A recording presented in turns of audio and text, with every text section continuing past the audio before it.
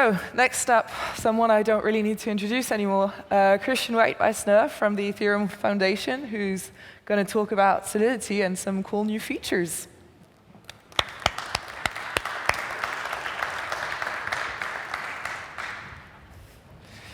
Yeah, thank you for the introduction. Hello, everyone. I will give you an update about what we did in the recent months, some new features for Solidity, and an outlook into the future. If you want to have the slides, the link is on the first slide here. And I will start talking to you about the intermediate language pipeline we have been working on for quite a while now, but we declared it stable in March this year. Then I will continue with some more, some older features, errors and encodings, immutables, and then continue with features that are almost ready, like better support for inline arrays, and user-defined value types, which we are extending. And then an outlook into the future about generics and how we want to use generics in our new standard library. And then some more topics that are still in the research phase, like improved memory management through reference checking.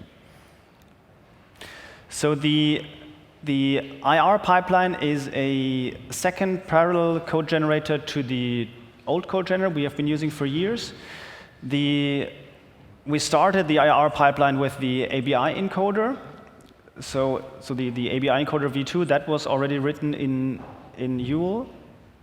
And now the compiler is ready to compile all features through the new intermediate language. Here are some command line options, how you can use it. And the benefits we see with this method is that you can actually look at the intermediate representation before running the optimizer. You can see what the compiler does to your Solidity code and how it looks in assembly. And you can also look at it after the optimizer has run. So you can actually run an audit on the intermediate code, for example.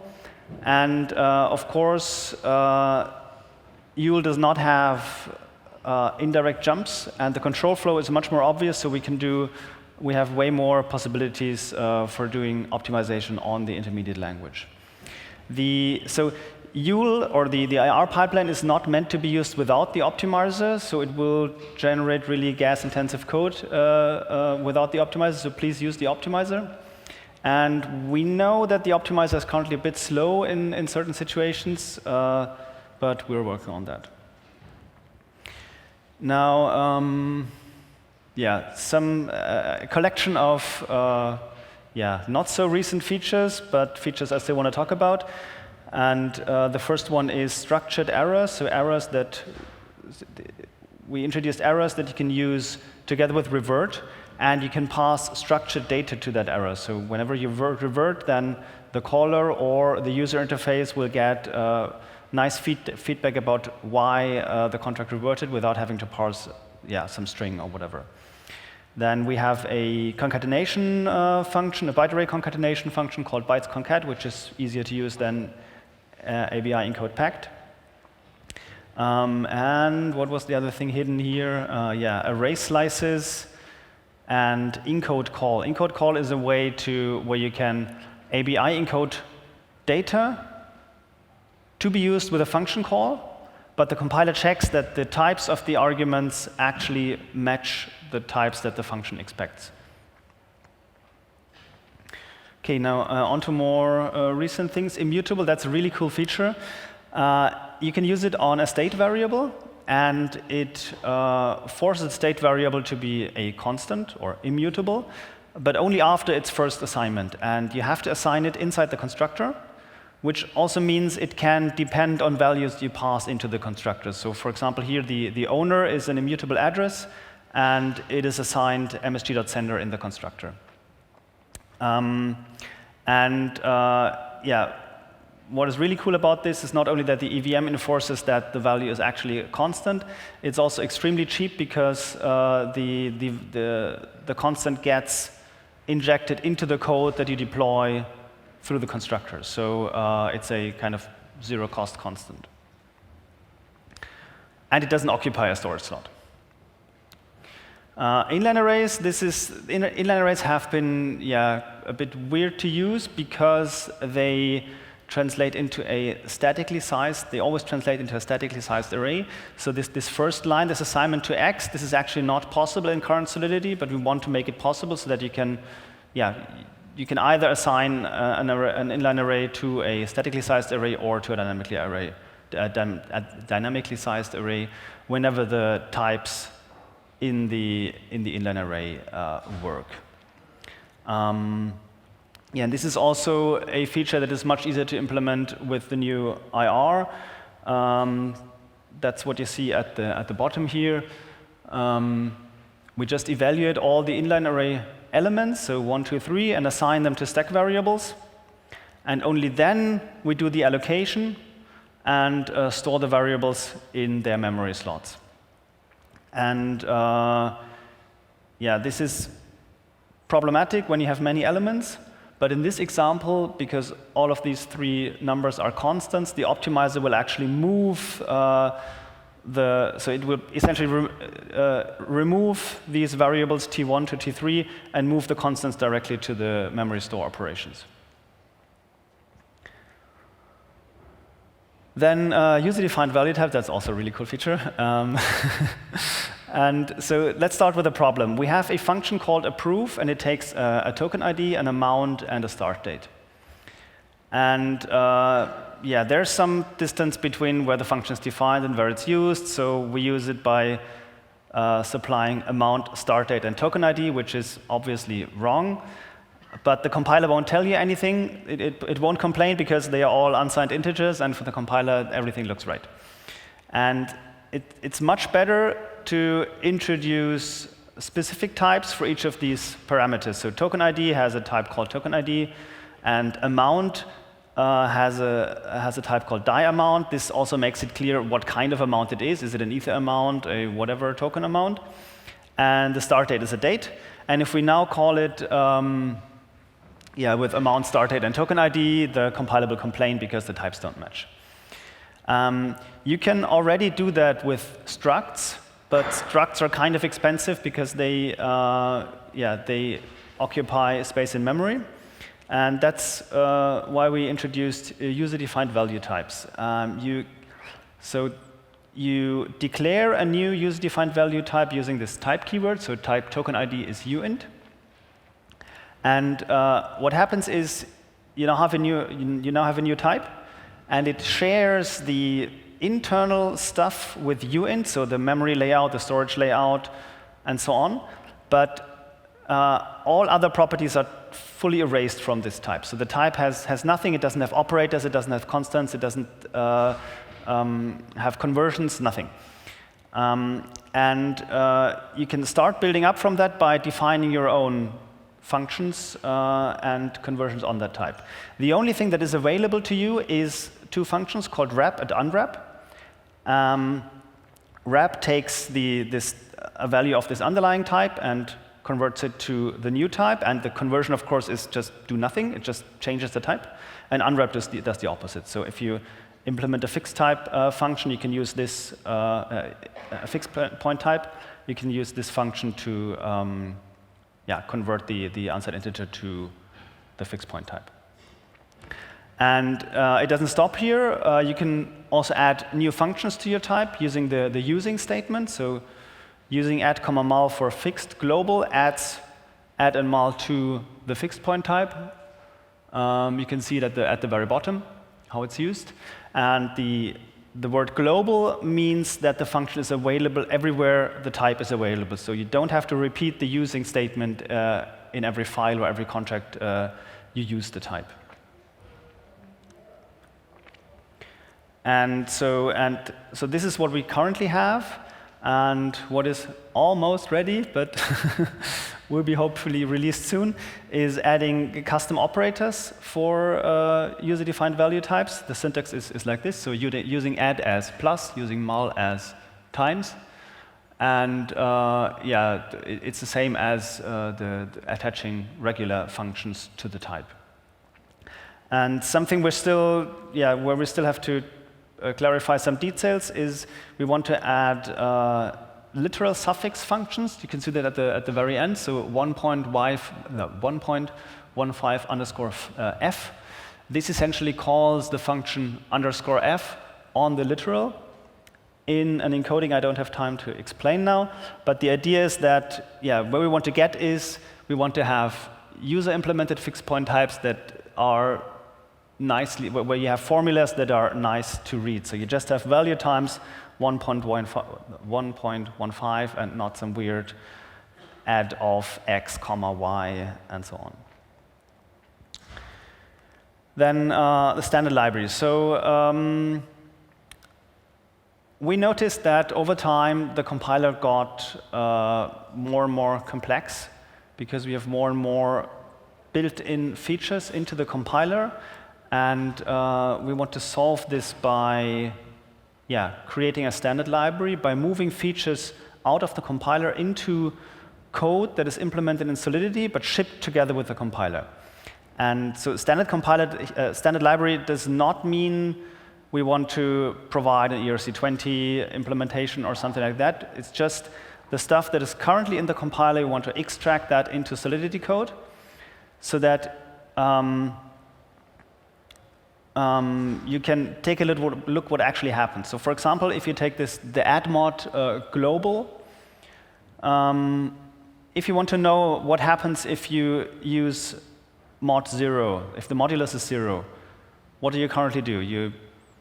You write an example, look at the IR code, you look at the documentation, you try it out.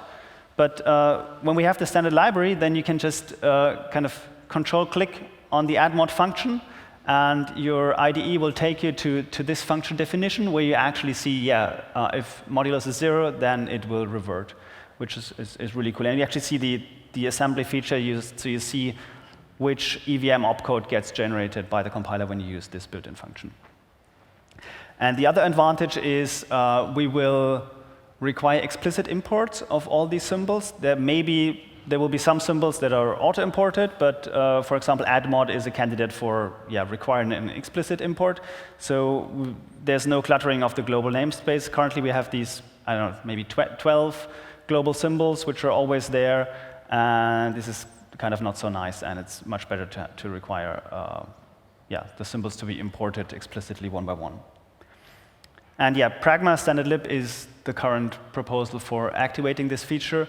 It might land, so at least some preview version of it might land into the next version already, and you need this Pragma standard lib to explicitly activate it, and it will be also marked as an experimental feature. And of course, we won't get far implementing a standard library without generics. So just think of ABI encoder. I don't see a way to nicely implement that without having some templates or generics. So this is what we want to have for the standard library, and of course also for user code. We're currently, so this is also still in the research phase. We're currently looking into a more strict version of generics, like, for example, Rust has. And what that means is type checking is performed on the generic function. So for example, if you have the function max here, then the parameters have a generic type called t. And we require that the type is a comparable with this colon comparable. If we remove the colon comparable, then the compiler will complain because it's just a generic type that doesn't have any properties, functions, operators, and it will say, x larger than y that is not defined on this generic type t.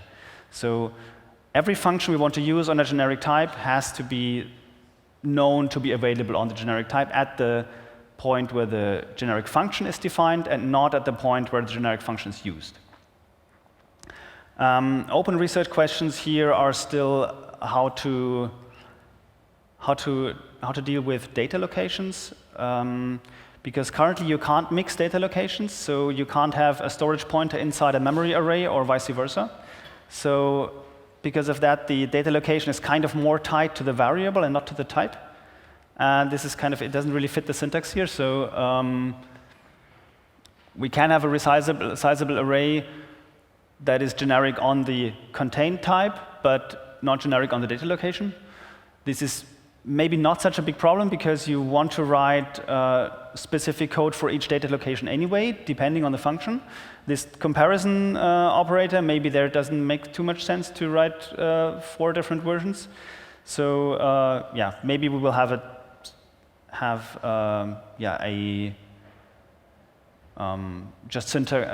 new syntax just for the data location that is different from what you see here. And yes, then another thing we're currently working on is improve the memory management. If you look at this example here, it's a loop that fills a storage array. And the storage array contains a struct. And you have essentially 1 assignment per loop iteration. And if you know Solidity a bit better, then you will know that this is an extremely wasteful implementation, because what happens is that the compiler never deallocates anything in memory. So the idea was, at least in the beginning, that smart contracts are short-running processes, and because of that, we don't want to deal with a memory management and just allocate memory when we need it, and then it will be reset anyway when the transaction finishes. And this is particularly bad in this case because we will allocate this memory struct once each loop iteration. And it's especially bad because it's always the same struct, right?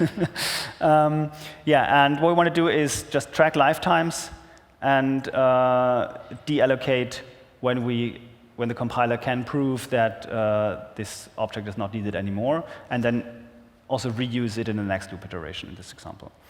And we thought about going even a bit further to do full reference tracking and borrow checking like in Rust. We tried this out on a dialect of Yule.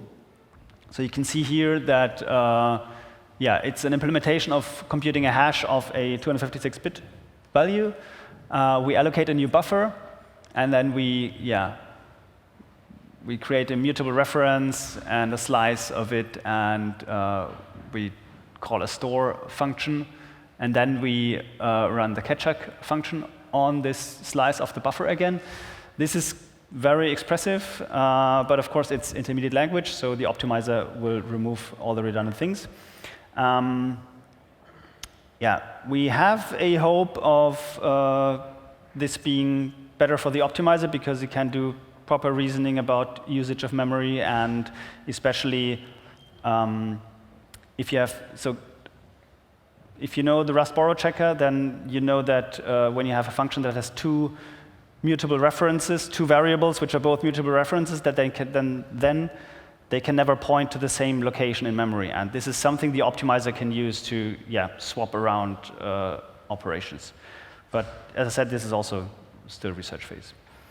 So this is all I wanted to say. If you have opinions on what I talked about, if you have,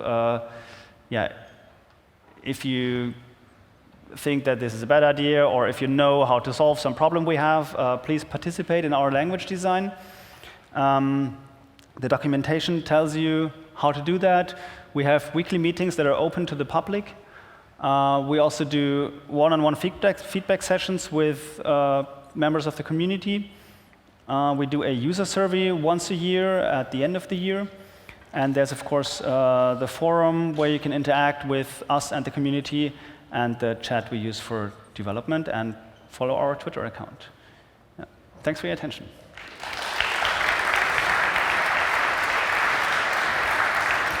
Thank you very much, Christian. If people have questions, please raise your hands, and we'll bring a mic to you.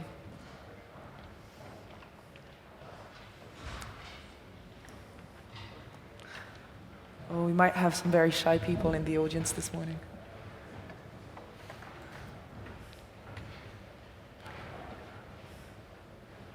Okay, well, Christian, then thank you so much. And we'll see him around the venue if someone pops up with a question. Thank you.